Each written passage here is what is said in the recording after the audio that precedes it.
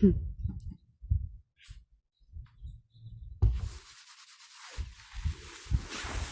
morning, and good evening to Anat. Hey, Tracy's back. Good to see you, Tracy. Hi, folks. Hey, Anat. Hi. Good evening. Hey, Jermaine. Hi. Let's see who else is here. Claudia's here. Yay. Hi, Claudia. Tracy's back. Hey, Tracy. All right. And we've got Julia and Kathy is hooking up. Okay, cool. Oops, more people coming in. Let me get them here. I'll just let them load on in. Hi, Judith. Hello, hello. Let's see who else pops up.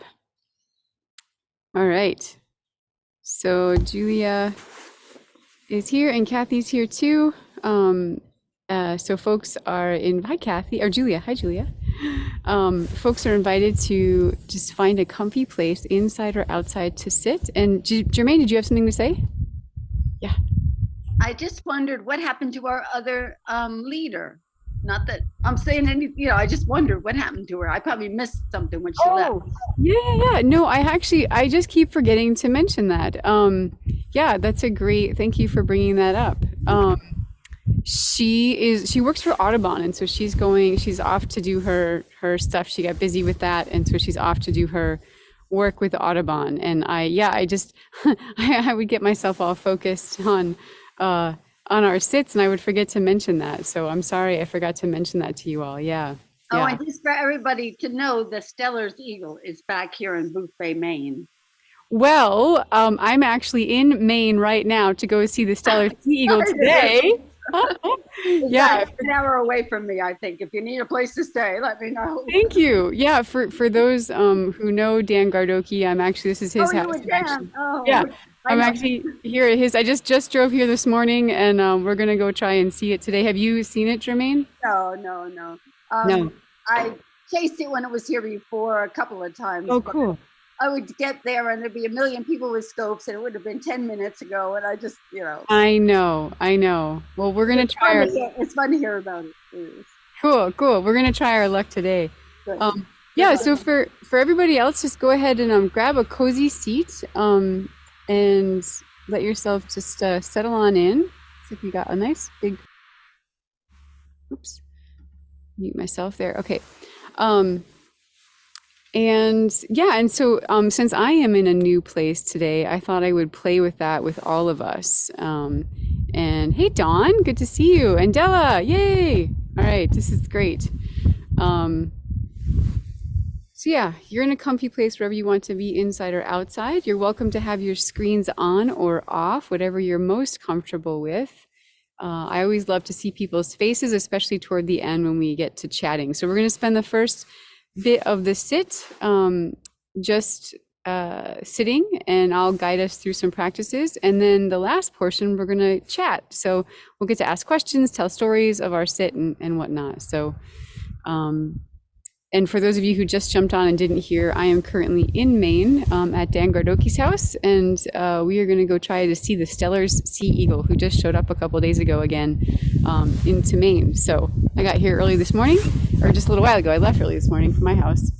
And yeah, so as I was driving up, I was thinking of what I wanted to share with you all today and kind of how to guide you. And one thing that came to my mind was, as with like any practice, really, like a meditation practice, for instance, oftentimes it's not during the practice that things happen, quote unquote happen, it's sometimes afterward, and maybe a long time afterward. And of course, sometimes during the practice things happen. But I know when I used to do bird sits years ago, sometimes I would get frustrated. I'd be like, nothing happened today. Like there was no bird activity, or like, nothing, no cool alarm calls happened. And you'd always hear stories of people having like really amazing things happen at their bird sits. And of course I had those things happen too from time to time, but oftentimes nothing happens, right? But that's okay, because the purpose of this sit, of the meditation practice, of just about any practice that you do, if you work out at a gym, it's not about what's happening in that moment as much as it is about building your skills, so that when you're wherever you are down the road, that you have what it takes to to be connected and to look at the world in the way that is meaningful. So, with all that said, let's just settle in to wherever we are right now. And I was thinking about this because I'm in a different place today, a new space, new land, of inviting you all to kind of play along with this with me. And so asking ourselves, like, what would we do? How would we, if we had a friend come visit us, how would we introduce our friend to our land? Because I'm imagining most of you are in a place that's familiar to you. And if some of you aren't, if some of you are in a new place, then it's perfect for you. So just sit back for a moment. And I want you just to look out onto the landscape. Again, normally we do a different kind of start to our practice, but today we'll just play with this one for a little bit. So just look out on the landscape. And I want you just to listen and to look. And whether it's a sound or a sight that comes to you first, just notice what that is and how you might introduce your friend to your land. So just, we'll go through some depth with this, but just to start off with, how might you, and of course, this will be a friend who wants to play in nature with you, not someone who maybe just wants to come over and have dinner. So you don't have to worry about their judgment or anything, then thinking you're weird for introducing them to the nature of your backyard, but you have an amenable friend with you that wants to know your land. And so what is it right now that you might introduce them to? And whatever it is, just sit with that for a moment. Just give your full attention to whatever that is. And we'll sit with that for just a moment or two.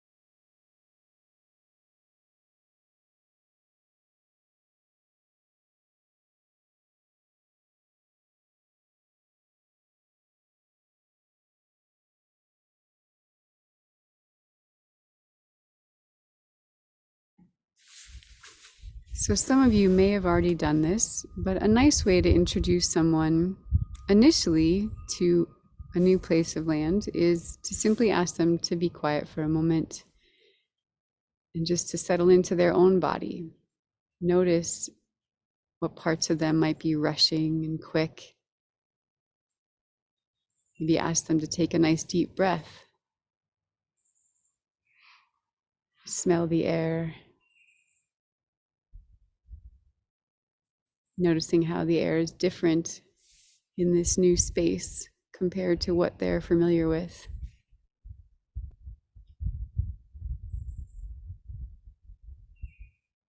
And then you might ask them to listen. Listen to where the sounds are coming from.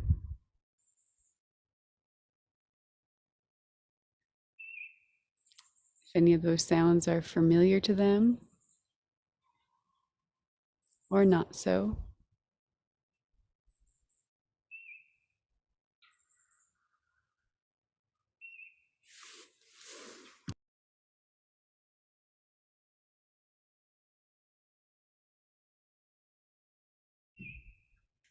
You might ask them to be attentive to the wind, noticing what direction the wind is coming from.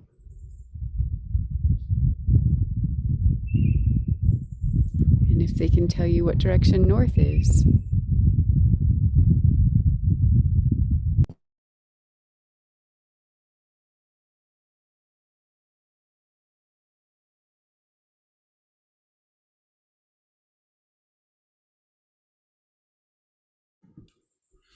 Then you might ask them to consider where the nearest body of water is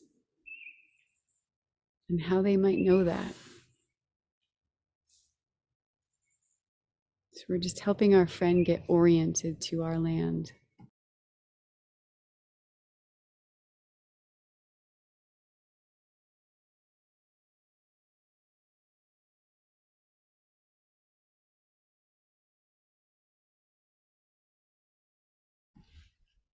You can go further with that one and ask them where the nearest mountain is or the nearest forest.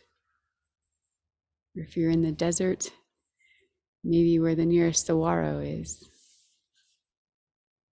the nearest palm trees.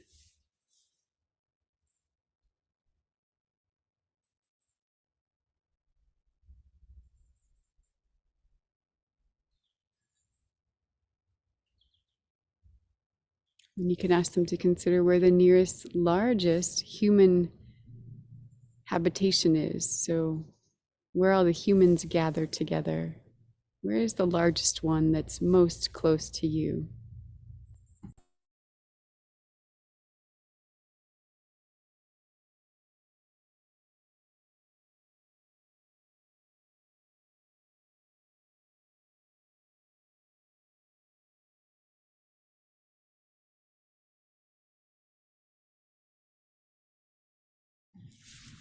And then once they have a good lay of the land, kind of in a broad perspective, you can ask them to bring that in a little bit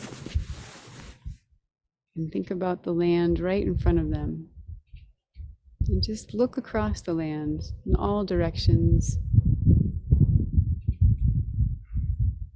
If you have a favorite tree or rock or stump even, maybe you can introduce your friend to that right now. And just in your own mind, think about giving your attention to whatever it is that, whatever tree, stump, rock is your friend that you want to introduce them to right now. And just in a quiet way, you can just be with that one.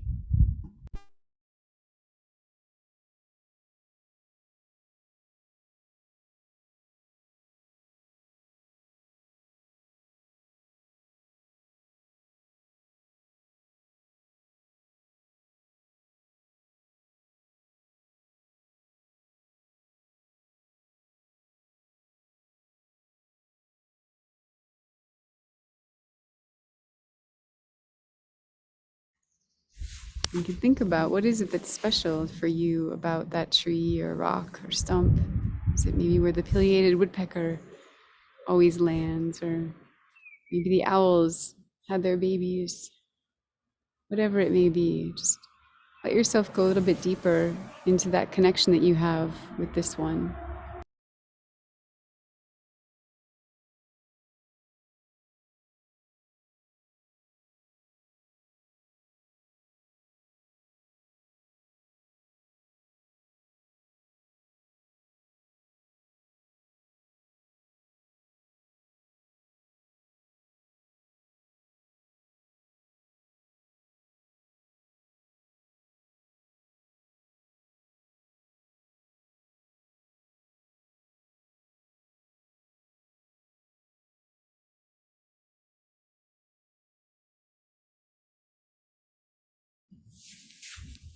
Nice work. And now you can invite them to listen to the various sounds, maybe even specifically to the bird sounds that they're hearing on your landscape right now. And asking which one is the most familiar to them. Maybe they're far away from home, but which bird sound is most familiar to their ears? And just let yourselves just sit with that right now, listening to where that call is coming from and what it might be indicating.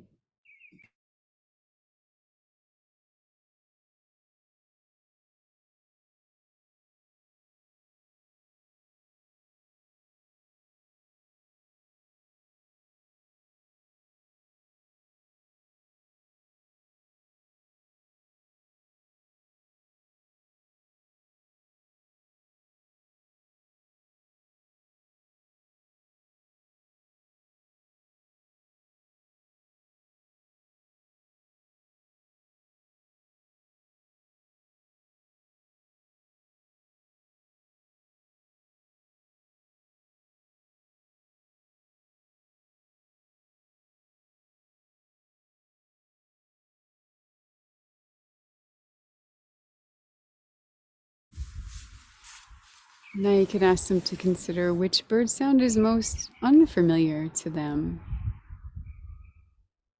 And just ask them to sit with that and see if they can figure out what the meaning of that bird call is, whether it's a song or a call. Can they know what that bird is talking about without actually having to know that bird?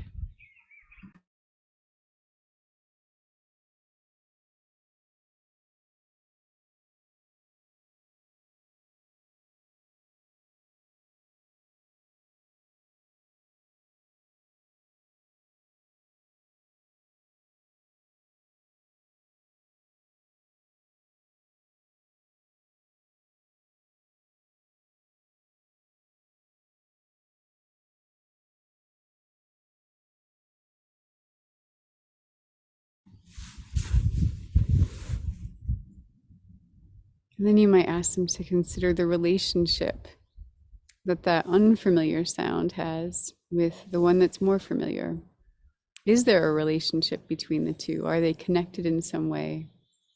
Or are they really just doing their own thing right now?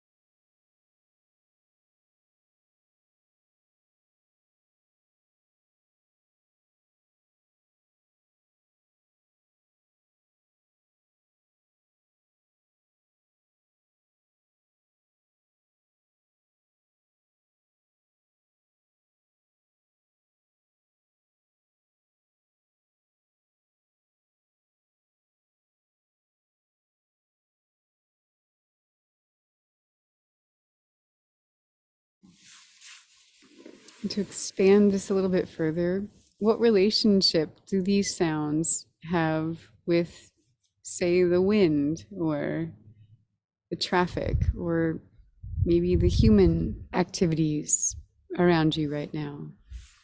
Just see if there is a connection in any way.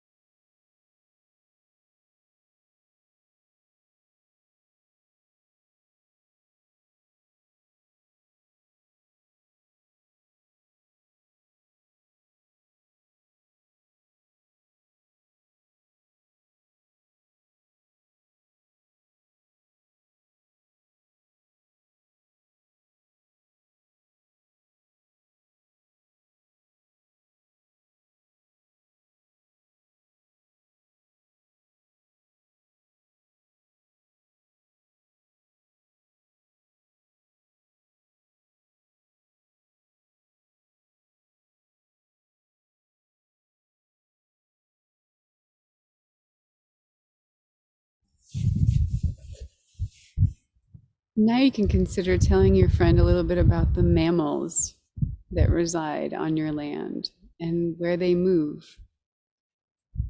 Just think about that right now. Do you know the path that maybe the bobcat uses to walk across your land, or the skunk, or which tree is the favorite of the squirrel or the chipmunk or lizard?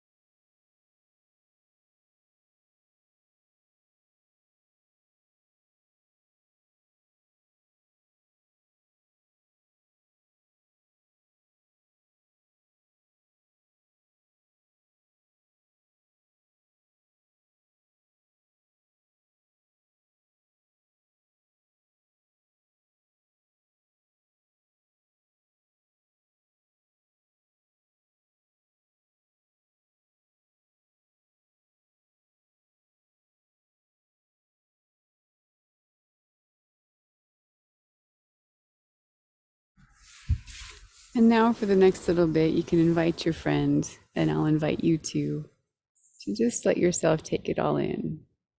So, all the layers that we've considered today. You can also think about the nighttime sky and the stars, the sun and the moon, all of that. So, all the elements that play a part in our landscape.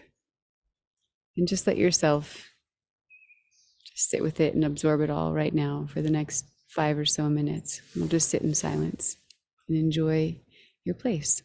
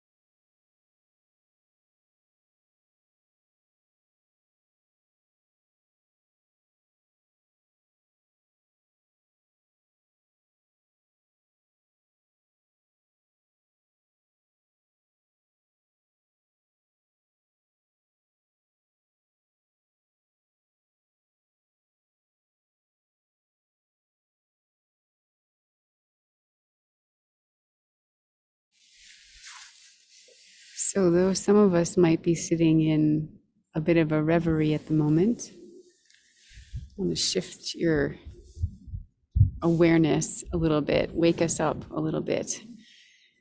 And imagine now that you're the friend on this land and the owner of this home who's just introduced you to this beautiful landscape and the birds and the trees and the mammals and everybody has told you that just yesterday, a grizzly bear, even if it's not realistic, a grizzly bear was spotted in your neighbor's yard. I want you to consider for the next couple of minutes how you might listen or look differently at the landscape, knowing that there's a grizzly bear out in the forest or the yard or the neighborhood, whatever it may be that you're surrounded by right now. So just play with that for the next couple of minutes.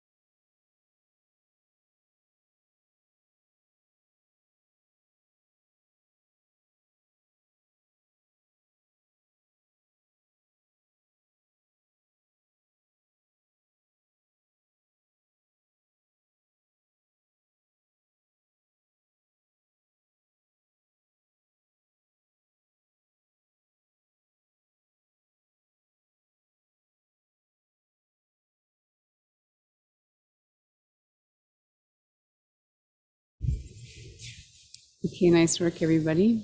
So take the next minute and just offer thanks in whatever way is natural for you, in your own way, to the land and those that you connected with this morning, those who you might have interacted with. So we'll just do that for the next moment.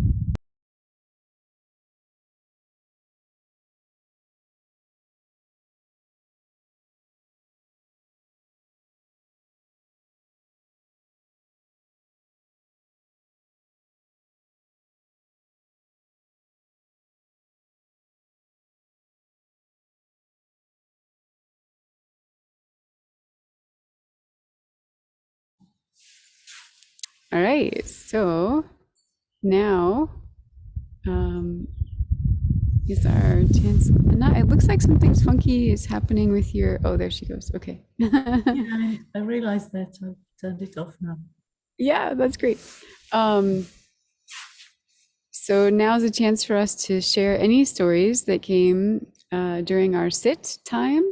And then at the very end, if anyone has a story that they want to share that's not related to our time this morning, then they can do that. But let's begin with anyone who wants to share anything about their experience this morning.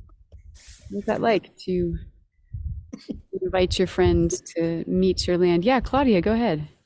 Okay, can you hear me? I sure can. Okay, so when you said grizzly bear, my mind kind of reeled because it's probably not here, but my mind immediately went to cougar because that's possible. And so I just, my mind really did shift. And I thought about how it would make such a difference in how we listened and watched. And I was thinking about, the sounds, the birds have been really noisy this morning here. And so I just thought, I would really be listening to what they're saying. Yeah, I'm so glad and it's true. Like part of me was, actually grizzly bear was the very first thing I thought about when I thought about today's sit. And I was like, I'm not sure how that's going to fit in, but I think it has to come in. And I think sometimes it's good to remind ourselves that, of course, it's lovely to sit out in nature and just kind of be sort of taken by the beauty and the awe of it. But just to remember that nature is in all forms. And so I thought that would be a good way for the grizzly bear to come in at the very end, just to remind us that sometimes there are predators amongst us. And yeah, and it's true. The same thing came to me also, Claudia, that I thought, gosh, I would never take my ears off of the birds. Like my attention would just be so on what the birds are talking about right now. I would just be really keyed into them. So yeah, I'm right there with you. Yeah, anyone else want to share anything? It could be about the grizzly bear or any other portion. Yeah, Judith, I see your hand is up. Go for it. Hi, it's nice to be back.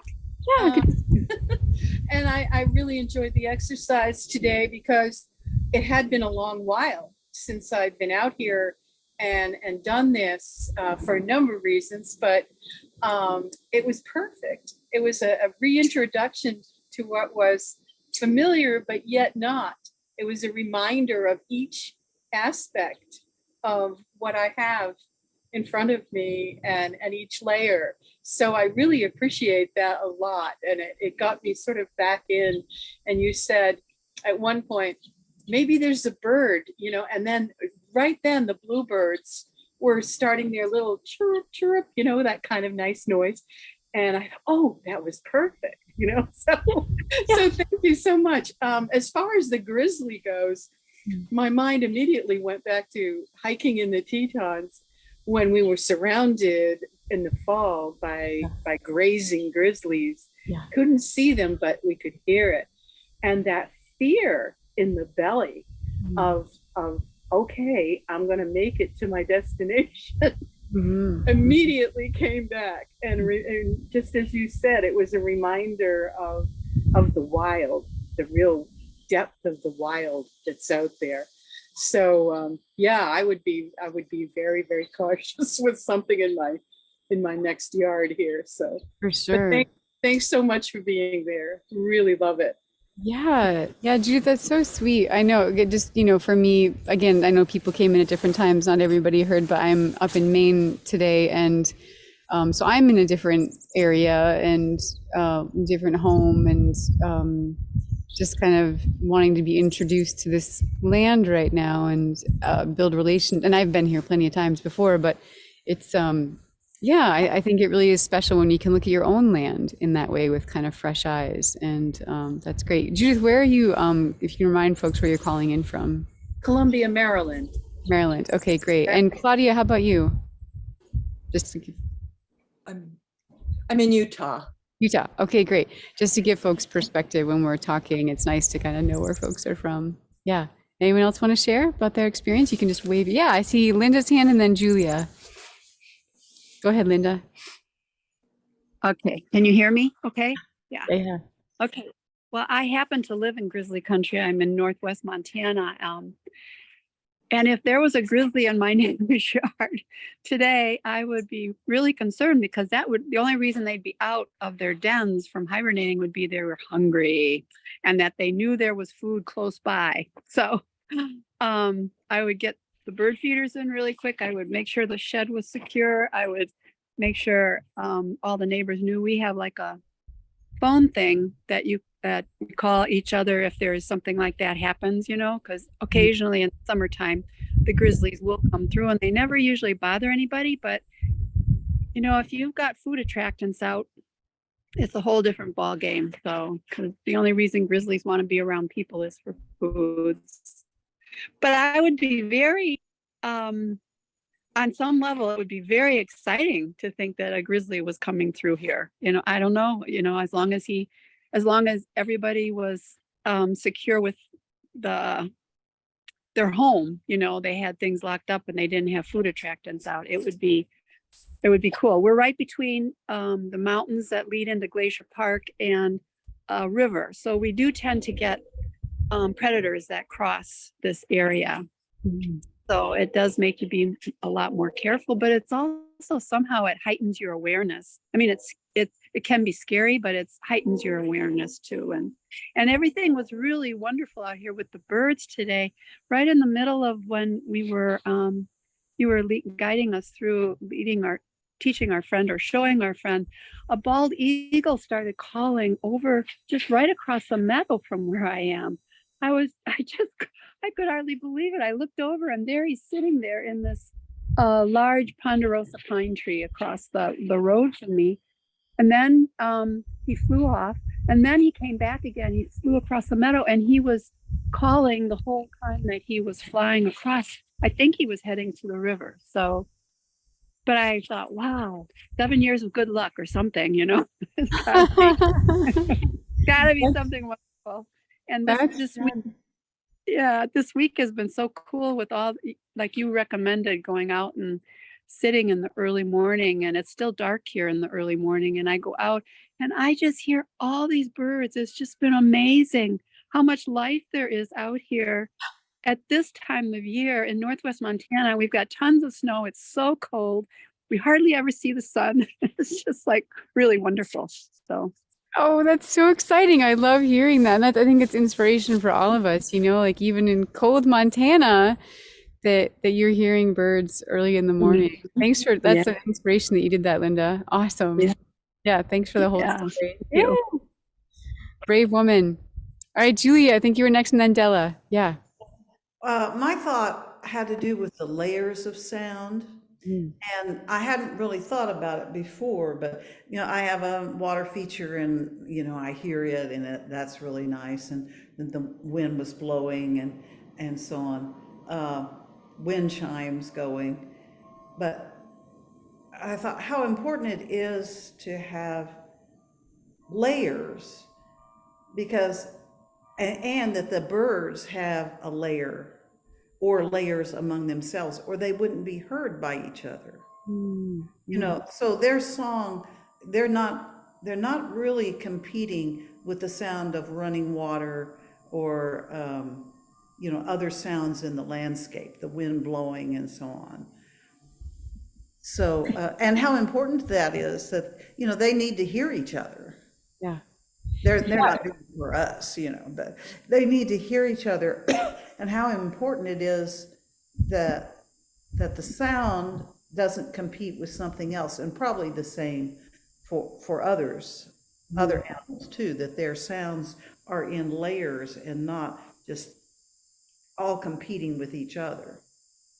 Yeah, it reminds me of two things. One is that it's more of a symphony, right? Where the music can play together and make a beautiful song, rather than, the competing sounds of different instruments and whatnot. But sometimes certain sounds do compete with the birds, like often human-made sounds will. And they've done some studies, I think, especially during COVID, when COVID first started, and people weren't driving much, they weren't going out, the earth was just quieter place to be, that they found that I think it was the volume of the bird sound changed, and the quantity, I'm forgetting now exactly. Does anyone remember that study? Remember the more specifics of that one at all? If you do, you can just chime in.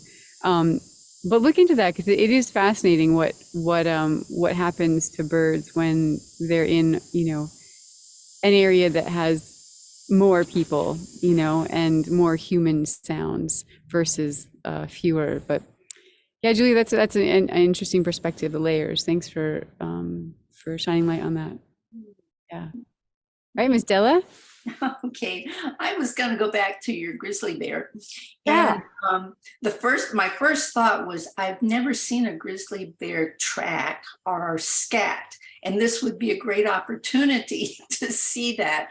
So I was thinking about, maybe doing a search from my car where I'm maybe a little safer, and looking for things like where the bear might have been, trash cans overturned, bird feeders vandalized or something like that. And then of course, listening to the birds and seeing if there's a disruption somewhere. And so I was thinking about that when you were talking about the grizzly, but I'm not a particularly brave person. So I'm not going to go out walking around looking for him. But Yeah, neither would I think. I think some they're the one critter I think that does actually frighten me. But some people feel very comfortable once they know their behaviors, they know how to be around them, they can feel comfortable. I mean, gosh, who was it now? I'm forgetting already. Was hiking in the Tetons with them. Was it Judith that you did that? Yeah, goodness gracious. So certainly there's ways to be with them. There was something else I was going to say about looking for. Shoot, there was something like looking for tracks. I can't remember right now. Maybe it'll come to me in just a minute. But yeah.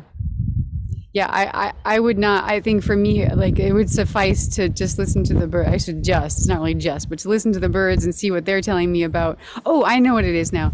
You were talking about looking for overturned, garbage cans or bird feeders that had been vandalized and whatnot. And also just like in a natural environment when the bears move through a place. I remember a friend of mine and I were in Idaho and we were tracking a bear that we knew not a grizzly bear, it was a black bear, that wasn't too far away from us.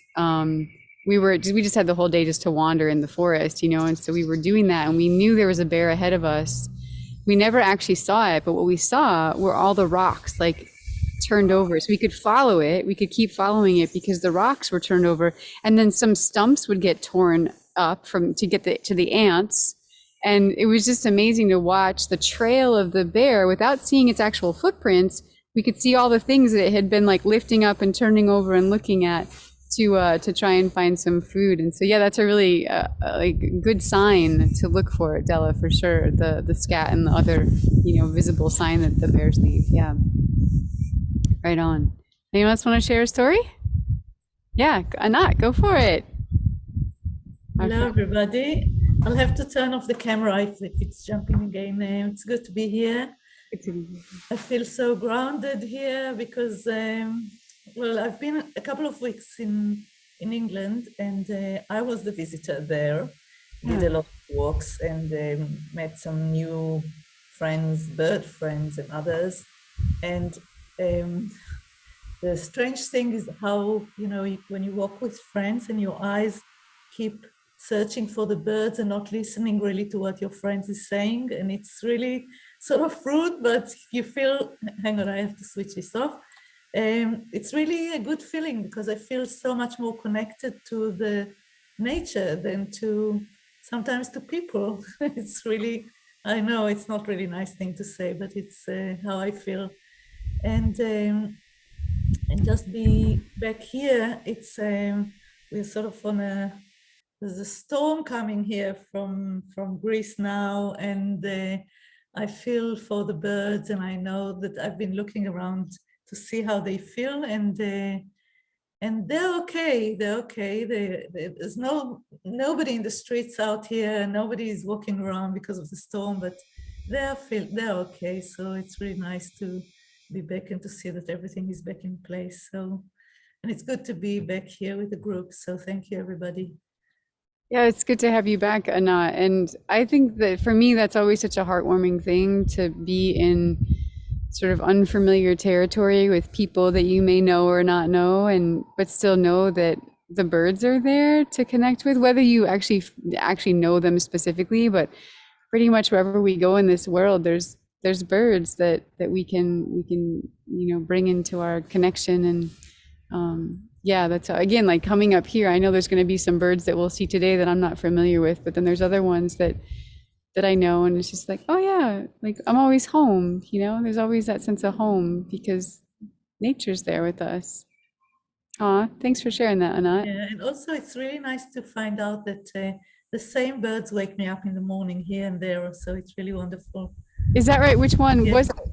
Well, it's usually the crow, but Okay. sometimes our blackbirds and the blackbird there, and they're all singing now because here I mean, they started to build their nests here, so it's really wonderful songs, and it's really so great. Wow, already. So you guys, it's more like the desert, you know, in the Southwest, there's already some birds that are starting. I guess you know, the hawks and the eagles and owls are starting in most of the country right now, but for the smaller birds, it's usually, you know, in the Southwest for us. But that's great to hear, Anat. And yeah, how many folks are noticing bird song in the mornings or throughout the day more now? Yeah, a lot more, right? Yeah, spring's coming, or I don't know. According to Puxatani Phil, our groundhog, I think he said there's going to be 6 more weeks of winter. Saw a shadow or something like that. Yeah. Thanks, Anat. Anyone else want to share a story? Yeah, Jacqueline. Go ahead, Jackie. So I'd like to know if anyone else has experienced this. I'm in Sacramento. I am by the American River. And yesterday we saw 1 osprey and heard 2 osprey in our neighborhood. I'm like, no, you don't belong here. I mean, the river's here, but we don't really have the trees they like, you know, the big heavy top where they can stack up all those sticks. So I'm kind of wondering, was there another message going on? Not I'm looking, hey honey, I'm looking for a place to put a nest. He was sitting on a huge pine tree over here. And then the other bird, the partner, was somewhere in another tree I couldn't see, but it was phenomenal to hear an osprey in my neighborhood. Wow. So, out of curiosity, do you have them all winter long, or are they just showing up now? So they are normally up toward the foothills by the rivers. So yes, all year. All year. But they'll come down the river during the salmon season. Okay. So we do see them hunting. But right now, there's no salmon, really, and not much there. We've been having a lot of flooding, so there really isn't much. So why is he hanging around? Well, they're not here today, so maybe it was just, let's take a look. That's what I was thinking. What do, I'm curious, what do other folks think? What are any thoughts that comes to anyone's mind?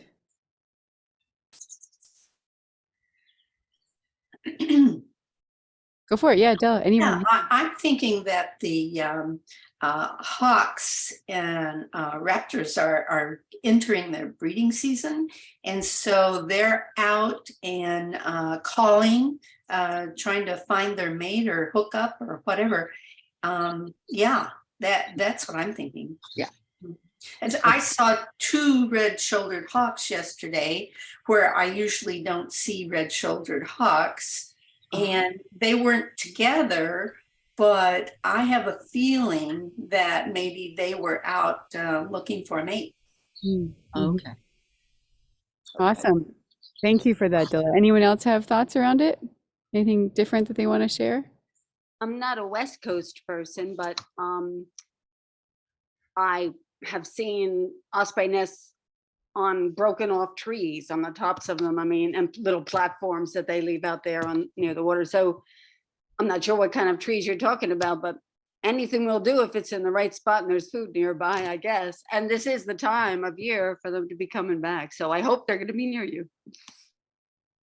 Yeah, Jackie, because it's so early in the season still, I think a couple different things could be going on. They could just be moving through the area, you know, and they likely would be vocalizing now because they are courting, and also they could just be courting in the area, but maybe won't necessarily like nest in the area, but then they might. I don't know with where you're at, what they need, and also if they were full adults or they first year, like what how are they in the age cycle of things, and because sometimes I saw an osprey nest. I was in Cape Cod a couple years ago, and the poor thing was so pathetic. It was like falling apart. There were just a couple sticks, and it was a young couple that tried to make their first nest. It was just a failure. It was terrible. Like they didn't know what they were doing. It was like, imagine like a young couple, of humans that just someone's like, all right, go try to build a house. And they're just like, I don't, how, what? And they just like throw a bunch of stuff together and it falls apart the first year. And, they learn some tricks of the trade and they'll try again next year. But yeah, so I think there's a lot of possibilities this time of year. It'll be exciting to see how that story progresses where you are. Yeah, I'm very lucky to be by the American River because, as you pointed out, this is the time of year we hear a lot of vocalizations, but we're also seeing, just like this osprey, birds that we don't normally, what are you doing over here? This young red tail came over, and we've got several families of red shoulders who've been here for years and years and years, and they're like, no, you don't really belong here. Yeah, like, hey, what the heck's going on? Yeah, absolutely. Huh. But red shoulders love rivers. They love water. Yeah, exactly. Sweet. Thanks, Jackie. Anyone else want to share anything this morning? Yeah, Joy, please. Unfortunately, it was a bit too cold to sit outside today. It's about -16 centigrade, but it's a beautiful sunny day. But I've been literally looking with new eyes at my environment because I just had cataract surgery a couple of weeks ago, and what a huge difference that is making. It's amazing. And so I was noticing this morning several holes in some trees that I hadn't seen before. So I'm going to be able to keep my eye out on those in the coming weeks and see if somebody makes use of them. And I was also watching a pair of white-breasted nuthatches, which I knew I had one, but I hadn't seen two together before. So that was rather special this morning. So that's it, really. There is in our neighborhood, not close by here, but maybe 60 kilometers away, actually, but has caused a great deal of excitement in the birding world around here, a Lewis woodpecker, which is apparently only found on the West Coast, and where I'm in Northern Ontario, so it's way out of its range. And so, yeah, I'm not planning to go and see it, but there's been lots of pictures posted on the social media around here. So something that's unusual going on around in this area, which is quite good to hear about. And we had a very cold snap recently, and then people have posted that it has survived that cold weather. So hopefully it'll, I don't know what will happen to it.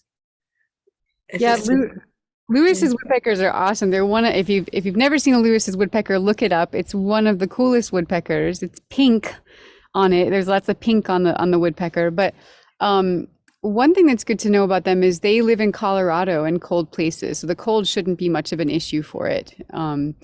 Who knows why it's where it is and what it might have going on, to have brought it to where it is right now. But just in general, it should be just fine with the cold. I mean, I know Ontario cold is probably different than Colorado cold for the most part, but if other birds are doing okay in the cold, the Lewis's should be fine. Yeah, as long as it's got a nice little cavity to go into in the evenings, then it should be able to take care of itself. Yeah. Well, that's good to know. Yeah. There's not many places that you can find Lewis's woodpecker in the country, so that's fantastic that it's fantastic in many ways. I mean that word, but that it's found its way up to you. So wow. Well, I hope if you do get a chance to see, I'm not sure how far away it is from you, but it would be worth it because they are really incredible birds. And they're pretty patient too, like lots of woodpeckers. They let you get relatively close to them. So, and for some reason, I always found that Lewis's loved telephone poles. I don't know why, but wherever I was in Durango, Colorado, they were always on the telephone poles. They love them for some reason. I think some of the pictures I've seen of it have been on a telephone pole. Right? Yeah. I don't know what it is about them. I probably won't go. A lot of people have been going, and I do worry about, you know, invasion of the privacy of the people and other things. So I probably won't make it, but it's interesting to hear all the stories about it.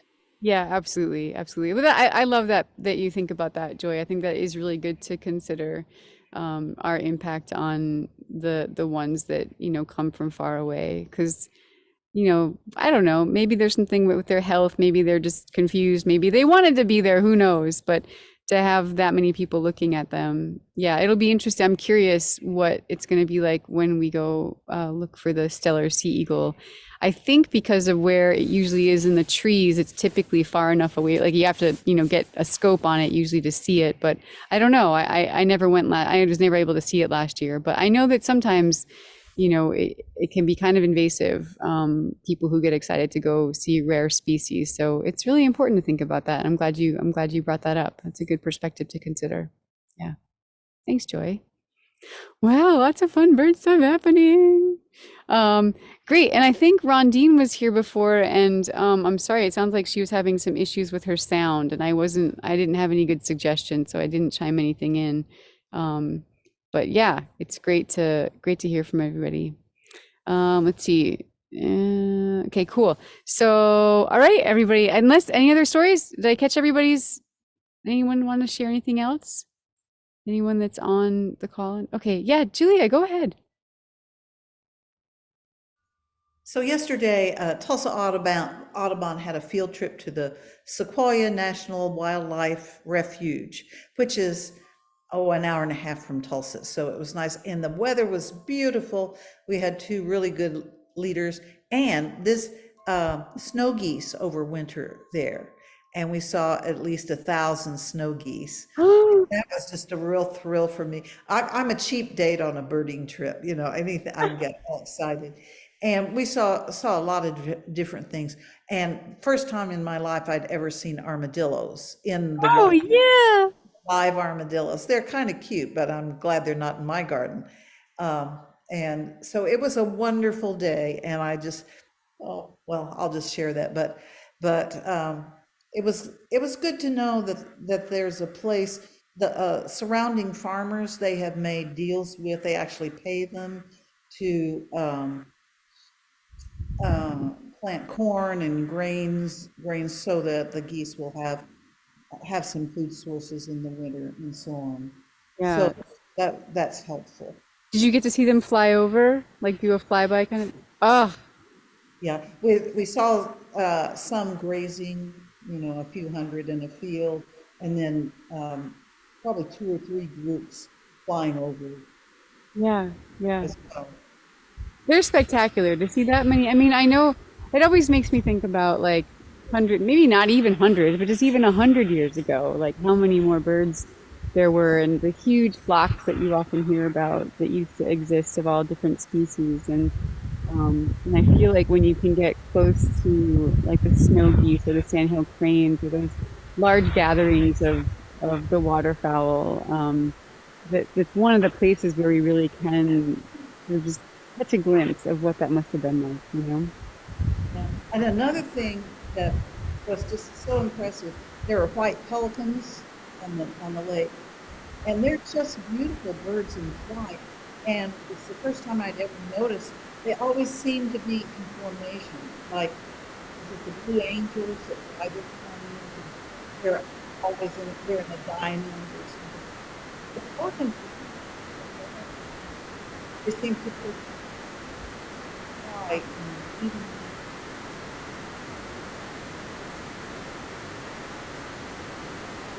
I missed the last bit of it, Julie. I think there's something going on with your sound right now. Oh, no, I don't know. It was just a show of the white pelican. They seem to prefer facing themselves out. Oh, wow. There we go.